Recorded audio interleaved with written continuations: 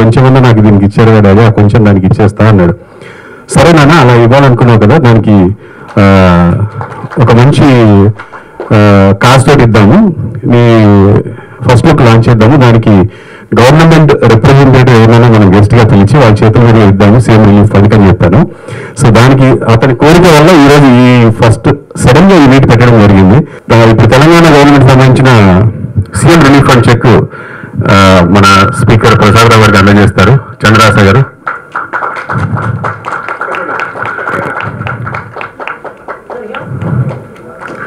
మొట్టమొదటిగా ప్రభాకర్ గారు అంటే నాకు చాలా ఇష్టం. మరి వారి సన్నుబెట్టి రామ్నగర్ బన్నీ అనే సినిమాని తీస్తున్నా అని చెప్పి ముందే చెప్పడం జరిగింది. మరి ఈరోజు ఈ ఫస్ట్ లుక్ కార్యక్రమానికి నన్ను ఆహ్వానించడం నేను చాలా సంతోషంగా భావిస్తూ, ఈ రామ్నగర్ బన్నీ మన హీరో గారు చంద్రహాస్, మరి వారు కూడా నా బిడ్డ ఇద్దరు క్లాస్మేట్స్, నా డాటరు ఆయన ఇద్దరు క్లాస్మేట్స్. మరి అందుకు కూడా నేను రావాల్సి వచ్చింది. మరి అదేవిధంగా ఈ ఫస్ట్ లుక్ కార్యక్రమం లోపల మొన్న జరిగిన ఏవైతే తుఫాన్ వల్ల 2 రాష్ట్రాలు ప్రజలు విలవిలలాడిపోతున్న సందర్భంలో నా వంతు సహాయం నేను చేస్తా ప్రభుత్వానికి, సీఎం సహాయ నిధికి అని చెప్పి ప్రభాకర్ గారు అన్నప్పుడు తప్పకుండా నేను వస్తా అని చెప్పిన. మరి అదేవిధంగా చంద్రహాస్ రామ్నగర్ బన్నీ సినిమా ఏదైతున్నదో అది మంచి కలెక్షన్స్ రికార్డ్ చేయాలి, మంచి భవిష్యత్తు ఇవ్వాలి. ప్రజలందరూ అతన్ని నేను ఇప్పుడు ఫస్ట్ లుక్లో చూసిన, చాలా ఫస్ట్ సినిమాలల్లో జనరల్గా అంత లుక్ అనిపించేది, కానీ చంద్రహాసన్ ఏదైతే ఫస్ట్ లుక్లో ఉన్నాడో మంచి పెద్ద హీరో అవుతాడనే ఆలోచన నాకు వచ్చింది. తప్పకుండా ఆయన మంచి హీరో అవుతాడు. మరి ప్రభాకర్ గారు, మరి వారి తల్లి గారు, వారి సిస్టర్ వాళ్ళ మనసులో ఏది ఉన్నదో చంద్రహాస్ దాన్ని నిలబెడతాడని చెప్పేసి నేను కోరుకుంటూ మరొకసారి 2 రాష్ట్రాల ప్రజలకు రామ్నగర్ బన్నీని సక్సెస్ఫుల్గా చేయాలని చెప్పేసి కోరుకుంటూ సెలవు తీసుకుంటున్నాను. Thank you. అందరికీ హాయ్. అయితే నేను ఇప్పుడే ఈ మధ్యనే ఎర్న్ చేయడం మొదలుపెట్టాను, కొంచెమే. ఇంతకుముందు ఇప్పటి వరకు మా మమ్మీ గారి డబ్బులు ఖర్చు పెట్టడమే. సో ఇచ్చేటప్పుడు నాకు చాలా హ్యాపీగా ఉంది, ఎందుకంటే నేను సంపాదించిన కొంచెంలో, అంటే ఆ కొంచెంలో ఇది చాలా ఎక్కువ నాకు.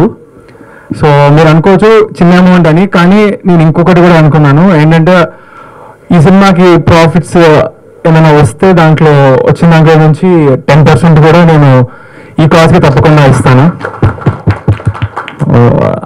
అండ్ ఈరోజు మన చీఫ్ గెస్ట్ గారు గౌరవనీయులైన Telangana honourable legislative assembly speaker గారికి చాలా థ్యాంక్స్ సార్.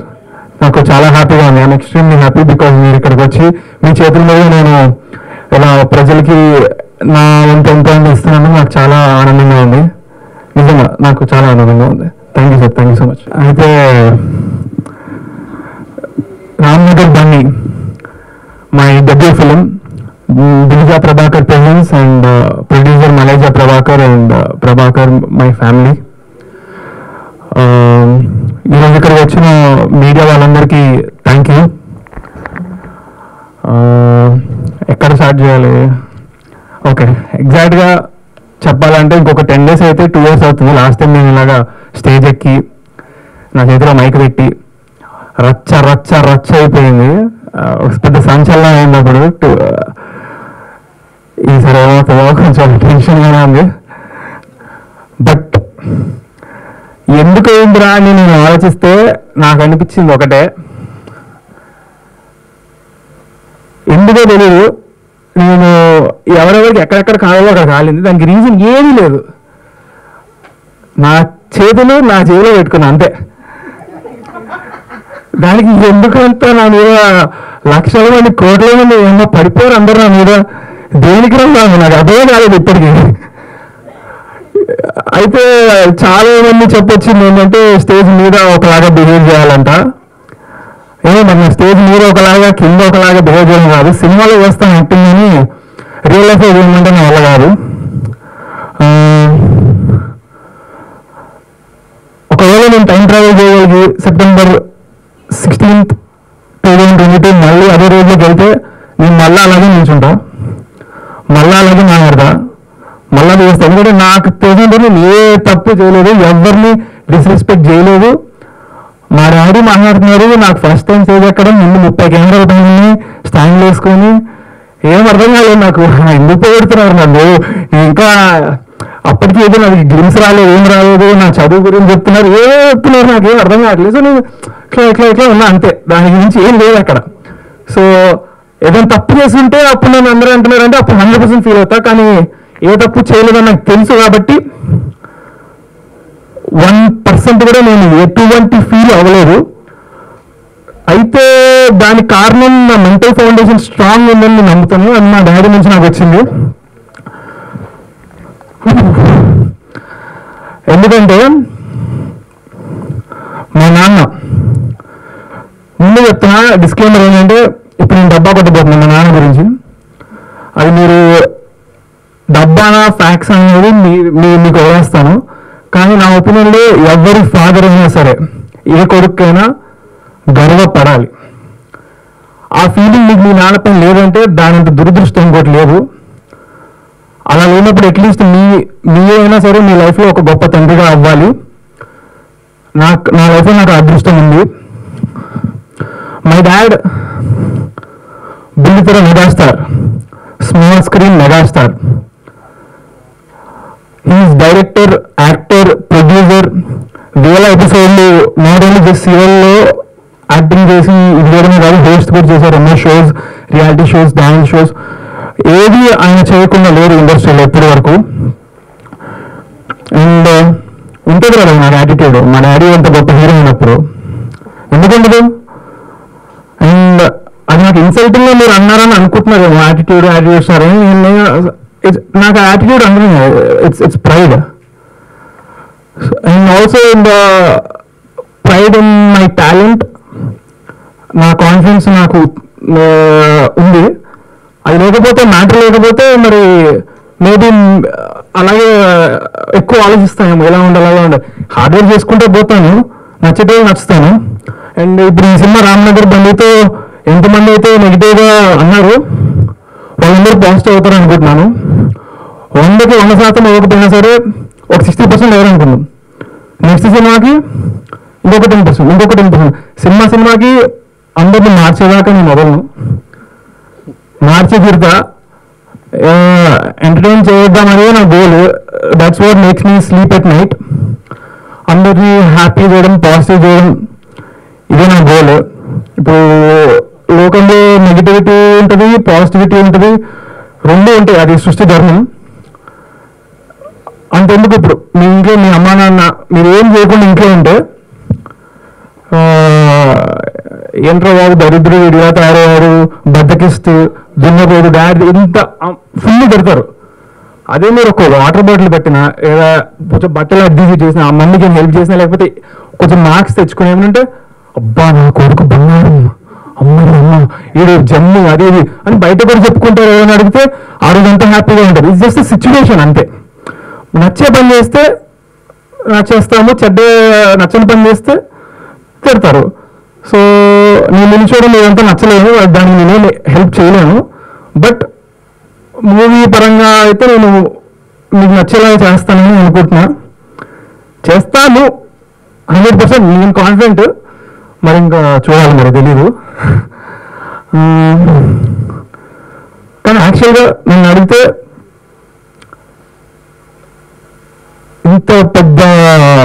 ఇంతమంది నాతో నెగిటివిటీ అయ్యారు, నన్ను జోకర్ అనేసారు, అన్ని అనుకోని మాట్లాడినారు, అన్నీ అనేసారు. నాలాంటోడు గనక హిట్ కొట్టాడు అనుకో, ఈ జనరేషన్ మొత్తానికి ఒక పెద్ద ఎగ్జాంపుల్. నాలాంటోడే నెగిటివిటీని పాజిటివిటీ చేసిందంటే ఎవరైనా చేయగలుగుతాడని ప్రతి ఒక్కరికి ఉంటుందని నేను అనుకుంటున్నాను. సో దానికోసం ఒకటే ఒక రిక్వెస్ట్ అందరికీ, రేపు పొద్దున యాటిట్యూడ్ స్టార్ అని మీకు సినిమా స్టార్ట్ అయ్యింది వస్తుంది, every positive person out there I want to scream. మీరు అనవాలి, ఇది నా రిక్వెస్ట్, నా కోసం కాదు, బట్ నెగిటివ్ నా కొడుకులందరికీ, ఓకే సారీ, నెగిటివ్గా ఉండేటోళ్ళందరికీ మైండ్ పోవాలి వాళ్ళకి. బేసిక్గా నాకు అదే కావాలి. I want everybody to just ఇంకా ఏమన్నా స్ప్రెడ్ లవ్, పాజిటివిటీ. వీళ్ళైతే ప్రేమిద్దాం, మహా అయితే తిరిగి ప్రేమిస్తారు అంతే. సో ఏమో మైకి నా చేతిలో పెడితే బాగా పోతే నేను అసలు ప్రిపేర్ అయ్యే స్పీచ్. ఇక్కడ లాస్ట్ టైం కూడా ఇక్కడ నుంచి వచ్చింది మా కదా, ఇప్పుడు ఇక్కడ నుంచి వచ్చేది మా కదా, అంతే. Thank you. అంటే ఈటీ ప్రభాకర్ గారికి దాదాపు ఇండస్ట్రీలో 25 ఏళ్ళ నుంచి ఉన్నారు. ఆయనకి ఎలాంటి స్టార్, యాటిట్యూడ్ స్టార్ అలాంటి ఏం బిరుదులు రాలేదు. మీ సినిమా ఇంకా రిలీజ్ కాకముందే మీకు ఒక యాటిట్యూడ్ స్టార్ అనే బిరుదు వచ్చింది. ఎలా ఫీల్ అవుతారు? లేదు, వచ్చింది మా డాడీకి. చెప్పా కదా, బుల్లితెర మెగాస్టార్, స్మాల్ స్క్రీన్ మెగాస్టార్, దానికి ఆయన అర్హుడు. అదే యాటిట్యూడ్ అని కొంతమంది యాక్చువల్గా నెగిటివ్గా అన్నారు అనుకుంటా చాలా మోస్ట్లీ. బట్ ఆ పక్కన ఉన్న స్టార్ అని అన్నారు కదా, అది నాకు పాజిటివ్ అనిపించింది, నేను తీసుకున్నా, పెట్టేసుకున్నా. వాళ్ళన్నదే కదా యాక్చువల్గా ఫస్ట్ నాకు లేకుండా ఐడియా. మా ఇంతకు ముందు దాంట్లో వాళ్ళు పెట్టేశాక చూసా, తర్వాత అలా ఎలా పెట్టారు, ఇంకా రిలీజ్ అవ్వాలి కదా, నేను ఇదే క్వశ్చన్ అడిగితే మీరు గూగుల్లో యాటిట్యూడ్ స్టార్ అని కొట్టండి, ఎవరు వస్తున్నారో చెప్పండి అన్నారు, మా ఫ్రెండ్స్ కానీ ఫ్యామిలీ కానీ. సో వాళ్ళకి అలా అందరూ అంటున్నప్పుడు నాకేముంటుంది అని చెప్పి ఓకే చలో ఇట్స్ రైట్ అనిపించి అలా పనిచేసా. అంటే ఇప్పుడు ఏ హీరోకి, అంటే డెబ్యూటెంట్ హీరోకి, ఏ హీరోకి కూడా ఇంత response, whether it is positive or negative, ఇంత రెస్పాన్స్ వచ్చింది. ఇది నీకు ప్రెజరా ప్లెజరా? 100% నేను పాజిటివ్గా తీసుకుంటానని, నాకు వెరీ హ్యాపీ. మ్యాటర్ ఉంటేనే ఎవరిపైన రాళ్ళు పడతాయి, అండ్ అది తీసుకోగలిగే పర్సన్ని దేవుడు ఎంచుకొని ఆయన పొజిషన్లో పెడతాడని నేను నమ్ముతాను. ఎందుకంటే నా క్లోజ్ ఫ్రెండ్స్ చాలామంది నీ పొజిషన్లో నేను ఉంటే సూసైడ్ చేసుకునేటంటారు అన్నారు. అది చాలా తప్పు, నాకు అలాంటి ఆలోచనలు కూడా రాలేదు, బట్ అన్నారు.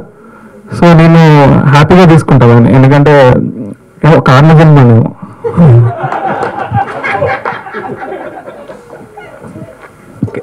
చంద్రహాస్, హాయ్. హలో.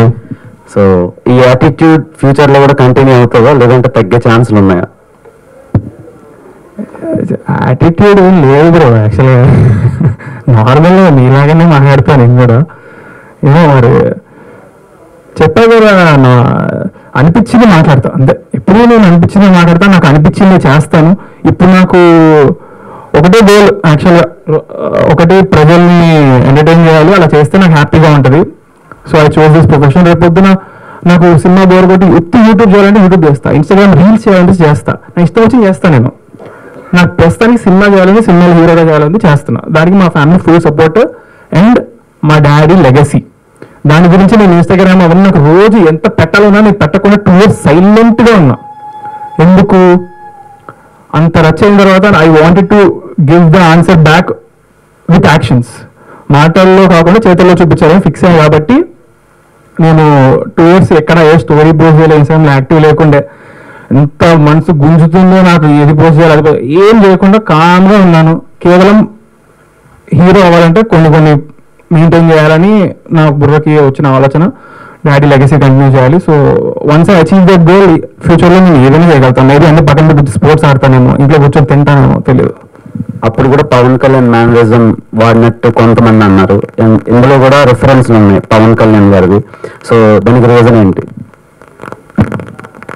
ఆ రోజు యాక్చువల్గా నాకు జరిగింది, అందుకే ఇట్లా అంటుండే. అది అందరి ముందు ఇట్లా గలీజ్గా ఉంటుంది కదా. సో నా ఒక్కడికి తెలిసిన కష్టం. ఈరోజు టీజర్లో పవన్ కళ్యాణ్ ఎందుకున్నారంటే, సినిమాలో స్టార్టింగ్ స్టోరీలో హీరో పవన్ కళ్యాణ్ ఫ్యాన్ అన్నట్టుగా అనుకున్నాము.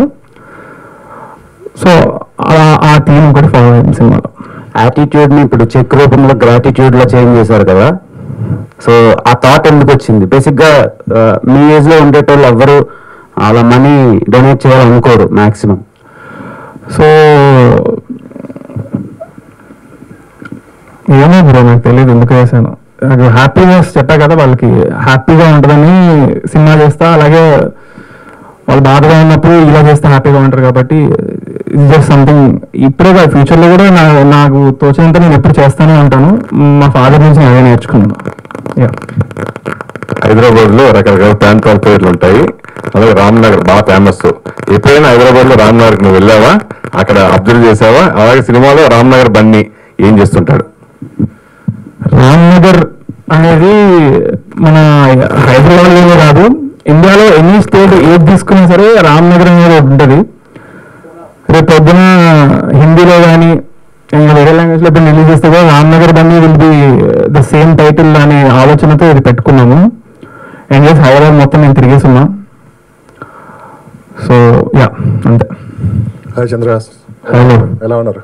Super fine. మీ ఫాదర్ లానే మీరు కూడా హెల్పింగ్ నేచర్ ఎక్కువ అనుకుంటా.